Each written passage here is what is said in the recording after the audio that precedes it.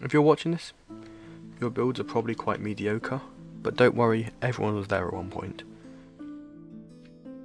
Hopefully if you follow the tips I give you in this video, you should be able to improve and become a decent builder by the end of it, no matter what stage you're already at. There are timestamps in the description, and there are timestamps on the screen to show you where different sections of the video take place. First of all, look at this building. If you're looking at this and you're thinking this looks like one of my builds, there is still hope. See, what you're lacking here is any depth, texturing, shape, or anything along those lines. So the first tip I'd recommend is adding depth. Whether this is just adding these little lines to break up the divide between the two sections, adding an overhang, window shutters, anything like that, it really can help just bring your build together a bit more. At this point, this is an okay build. Nothing special, but passable in most survival as a starter base. To really improve though, consider adding some decorative bits like leaves, but also just improve the shape, you know. This is a nice shape, it's much bigger, you've got much more interior space, but also it just makes it less boring to look at and it adds some extra layers of depth. Adding a tower can also be an option, especially if you're not sure whether or not you've got enough depth and shape and you just want to add some extra height variation. I'd also recommend making walls of different sections, slightly different heights. So here this wall goes up one block higher than this wall, and that really helps a lot in making the building feel a bit more perspective and depth to it. Next I'd recommend texturing. There's a huge step up between these two I think. Here you've got a gradient from the mossy stones to the normal stones, allowing the eye to kind of follow it up. Another thing I want to mention is the gradient here. By using a block palette that mixes similar textures, having the lighter textures at the top and the dark ones at the bottom, again it pushes your line of sight towards the top of the building. Just make it seem like there's more height to it, make it seem more open.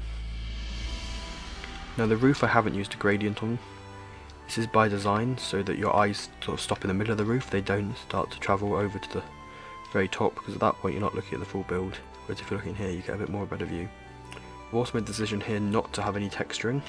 This was done just so it doesn't sort of take away from the rest of the build or overcomplicate it, and it kind of lets your eye line kind of sit really along the second floor, what you're going to be looking at. Another bit of advice is to think about the actual block palette. Over here, this I would say isn't as pretty. Now this might be to your preference, you might like this, but personally I'd say there's just too much going on. So you've got quite a vibrant block palette at the base, you've got a softer light palette here, and you've got a much darker palette on the roof. The problem is here, it feels like there are three very distinct things going on, and your eye kind of bounces between them and can't focus. This raises the problem of your build not looking cohesive, and it making it feel messy or disorganised. There's one other tip I'd recommend, and this is involved with two tips really. The first part of the tip is obviously integrating it into the ground, making the house kind of feel connected to the world, and tying into that, add story to your build. Make your builds tell a story. By doing that, your buildings will feel like they are lived in, they'll feel part of the world. In addition to following these tips on your build, also try and practice.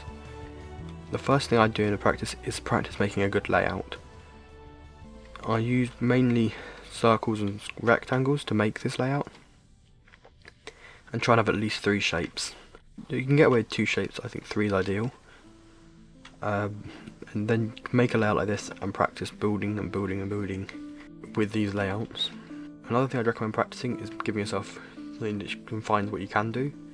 So this is one thing I like to do, which you give yourself a one chunk space of 16 by 16, and you have to build a building staying in that area. This means that you can't get sidetracked making a massive build, and you can practice lots of styles in a quick go. Another thing I'd recommend is looking at different block palettes and creating a list of block palettes you like. All of these I think go quite well together or with each other. Like, I think the dirt, muds and spruce will work quite well. Same goes for, say, this one here. This was obviously the one used at the base of that building over there, which can be found in a time lapse of me building that on my channel. But it's worth looking at different things just to get a better understanding of the actual blocks you're using. My final piece of advice for practice is actually to recreate buildings you've seen other people build, and just try and understand the process they would have gone through in building that. So find, say, a YouTuber you like, look at some of their builds and copy them down as best you can, or even just follow a tutorial. That can really help give you a better understanding of what the build is doing and how they've used different techniques to make the build look good.